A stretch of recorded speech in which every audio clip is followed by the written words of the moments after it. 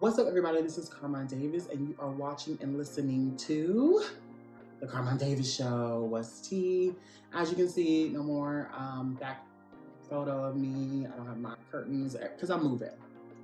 I am moving to a bigger place right across the street. I'm so excited. Thank you, Lord, for blessing me. I grew the spot. It's kind of hard for me and my dogs to even just kind of walk around here. So we need the square footage, and I'm so excited for it to be happening. But the move is causing so much anxiety, more than I bargained for. And I guess what they say is the three stressors are death, moving, and a wedding. I think they say the three major stressors. You know me, let me go to the Googler. Let me see. The three major stressors are, maybe I'll make that up.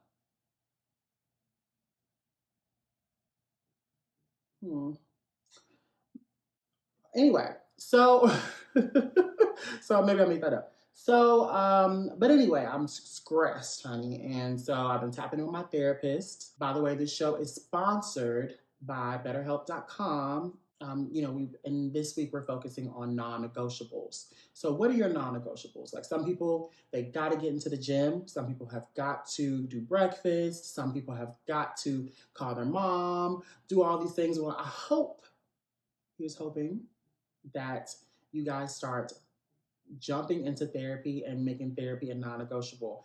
Now, my thing is, now I feel like I want to talk to my therapist a little too much. Like, everything that goes on, I want to call him and tell him every little situation. And I met him again on BetterHelp.com, and I'm thankful that I was matched with him. We went through the whole criteria search. I have it on a list, and you pick them like a criteria, like a list of criteria, and they match you with a therapist. And we have been inseparable ever since. Give it a try. 10% off your first month in therapy with BetterHelp.com/Carmine Davis.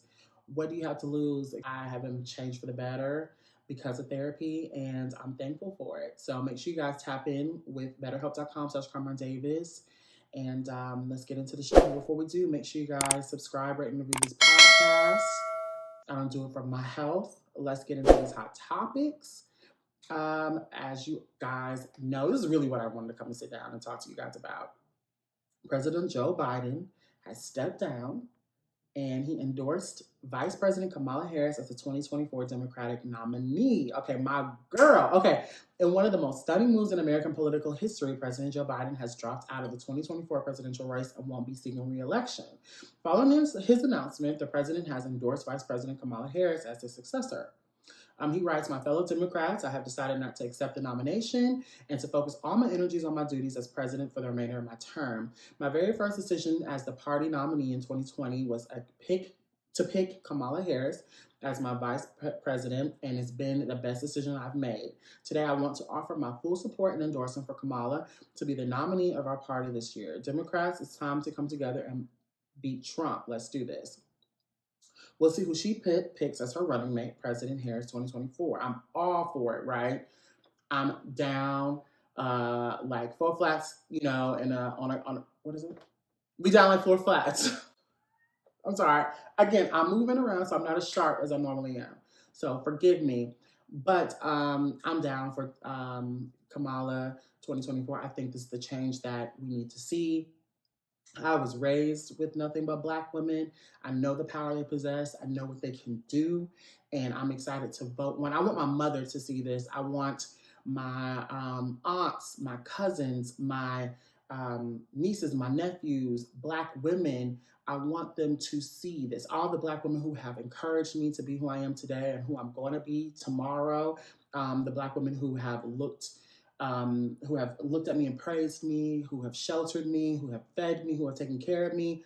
I think that this is a vote for them, including all the others, like all the people who've been othered. If gays, we got to get information, okay, because this is a vote for us. Women, period. This is our time. And we've got to get information, and we've got to be behind Kamala. And even if you are not pro-Kamala, a vote for her is an vote for anti-Trump, a vote against Trump. And we have got to get him out. If you listen to the show, you know this show is pro-gay, pro-black, and pro-woman, right? Boom, boom, boom. These are three stances that Kamala stands for, and I'm gonna stand with her. So again, I'm not gonna tell you who to vote for. Yes, I am. I am. I'm actually gonna tell you who to vote for because there's no other option. Okay, but moving on to the next topic, all this excitement about Kamala. We have to keep her in our prayers. We have to keep our nation, all of our people in prayers. And I think this is what the world needs. We need to see this. I think about the hope that Obama gave to the nation, the world as a whole. Seeing him in that position now is only right that a Black woman, they've been running this country for so long now. We might as well elect them into such a prestigious seat in a prestigious, I think it's a no-brainer. But also, The Simpsons thought so too. According to this next topic from lovebescott.com, The Simpsons writer says he's proud after show seemingly predicted Kamala Harris's presidential run. The Simpsons seem to have predicted yet another future event. In a season 11 episode of long-running animated series, fans pointed out similarities between Lisa Simpson and Kamala Harris, and the cartoon character became the first female president in the United States. Showrunner Al Jean is also celebrating the major prediction. In a post shared on X, formerly Twitter, on Sunday, Jean highlighted the 2000 episode called Bart to the Future, while side by side of Lisa and Harris dressed the same. The Simpsons prediction I'm proud to be a part of, he wrote. The Simpsons family's second eldest and the current vice president wore purple blazers with pearl accessories in the photo, stunning fans who responded to the post. The post was shared on Sunday, July the 21st, the same day President Joe Biden announced he would not be accepting his nomination for POTUS ahead of the 2024 election. In a social media post, Biden endorsed Harris for the nomination. I want to thank Vice President Kamala for being an extraordinary partner in all this work, his statement read in part. And let me express my heartfelt appreciation to the American people for the faith and trust you have placed in me. He continued, I believe today what I always have, that there is nothing America can't do. When we do it together, we just have to remember we are the United States of America. And this is just one of the many times the Simpsons have mirrored reality, with previous episodes also seemingly to predict the Richard Branson's trip to space, the historic January 6th insurrection,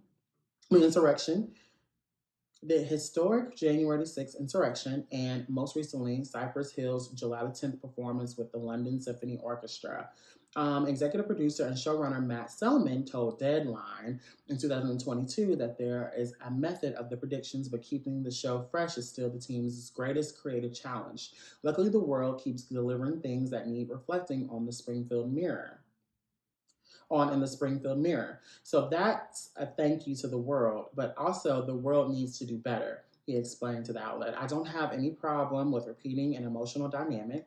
There's only so many emotional dynamics like we have had a table read where Lisa and Marge have a fight about a charity they co-founded, but Lisa and Marge have had plenty of fights before. You can't cross off emotional family storytelling just because you've told those emotional stories before, Selman added. But you have to have something new to say about the outside world or a new facet of the relationship to explore that's more specific and more interesting. The Simpsons can be streamed on Disney Plus and Hulu. I think all of this is very exciting to me. I'm very excited. I was cool with Joe going for re-election, but I think the optics look better with Kamala running. She's sharp. She is capable. She's talented. She's going to eat him up in that debate. Period. I heard that he's like pussyfooting around the debate, like he's pussy. He don't want to show up. I feel like the Trump supporters are scared of this woman. And they should be. They should be. And I'm so excited to see this. Again, I think of my aunt, my mother, and what she exemplifies for me. And for people to talk, especially us, I want to kind of show my disappointment a little bit. My criticism of the Black community. I feel like sometimes we can be very critical. We have a lot of hurt, and rightfully so. There's a lot of things that have happened to us in the past that would give us the idea that things just don't happen for us. this seems so far fetched. But I want to encourage all of us to choose hope because that's the only way that we can get out. Or our fear has been instilled still in us to keep us at bay, to keep our strength um, down, and keeping our hopes low. And I think for a while it's been because people are afraid of what we can do. And I think if we show up, every year we have been showing up more and more, and things have changed. But I wanted to say something, and I hope it makes sense to people. But us being represented is not a stretch, it's just about time. It's about time. We are here, we work every day, we strive for greatness in all of our respective fields, and to have us in the most coveted positions, it's just a matter of time. It's not about not happening, it's a matter of when it's going to happen, and it's only going to happen when we decide that we should be there. And a vote for Kamala is doing that. If that makes any sense. Tap in below if you understand where I'm coming from. Leave a comment below. um, I'm excited, and I'm excited to see this. I'm excited to be a part of it. I already donated my money, honey. I'm willing to do what I gotta do. I'm excited. I'm so super, super, super, super excited. I'm super excited. I'm emotional too. But y'all didn't come here for all that. We're going on to the next and final hot topic. But before we do, make sure you guys subscribe to the show. Mash that bell button. Make sure you guys follow us on all of our socials. Instagram.com/Carmine Davis, Instagram.com/Carmine Davis Show, Twitter.com/Carmine Davis, TikTok.com/@Carmine Davis. And we are going to move on to something not as political. Oh, no, ma'am. Drea Da Matteo. I think she's from Sopranos. Set reveals her 13-year-old son edits her OnlyFans photos.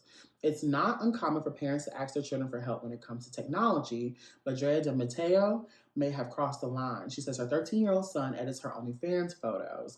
The Sopranos alum has frequently been vocal about the money she's accrued on the platform since her acting gigs have waned. Recently on the podcast, Not Today, Pal, with former Sopranos co-star Jamie-Lynn Sigler and Robert Lear, the 52-year-old shockingly revealed that her 13-year-old son, Waylon Blackjack, edits her OnlyFans photos. The actress, who also has a 16-year-old daughter, Alabama, assured the host that her children don't see the raunchy action. Blackjack, Alabama, my kids are out there. I'm sorry, guys, Da Matteo said. I'm really sorry, but they know. Ealer then recalled that before the interview was filmed, Blackjack said that he edits his mother's OnlyFans photos, which the actress confirmed. Oh yeah, Mateo confessed. He's like, so what do you want me to do with the bikini line here? But they don't see the girls' shots. But I do go over that with them before I ever put them out. She continued. I was like, are you okay with this? No, just no. You could watch this clip at the link below. Look, okay, I don't got no kids, full disclosure. I ain't got none yet. And I'm all for open line of communication. They know what OnlyFans is. Like, you can't hide that stuff. And they might know, you get down, they might know your dirt a little bit. But I just still believe in sharing, or when they become 18, that's the time when they should be able to log online and see these things. And I don't think they should ever be able to see those photos of their mother, let alone edit them. Now, there are lines. I talk shit with my mom, but I'm also a grown ass man. I talk shit about, maybe I do cross the line, tell a little bit of tea about my life, and my sex life sometimes comes up, but I don't want to see my mom's bikini photos. I don't want to see her cooch. I don't want to edit photos of her feet. I don't think that that's traditional. I think that's boundaries. I don't want to edit photos of my friends, or I don't want to see that. So I don't understand why she would want them to see that. I understand that they're bikini photos and, they don't see all the girl parts, but I don't want my 13-year-old seeing me in a bikini and editing them, knowing where they're going. It's the okay, playing devil's advocate here. You know, my mom used to clean houses and all that when I was growing up, and I used to help her. You know, go and help her clean, carry the buckets and all of that. So I guess in her household, that's what she would liken it to, helping. You know what I mean? Like, but I don't know. Leave a comment below. Tap in with me. What do you guys think about this? Is this kind of crazy? Is this just, am I thinking too closed off? You know, let me know. And that's the show. I ain't got much to talk about. I got to get moving. I got to get packing. I just wanted to send this to you guys. But weird. I love y'all. By the next week, I'll be shooting this in my new place. Yeah, that's weird. Okay. I love y'all. Bye.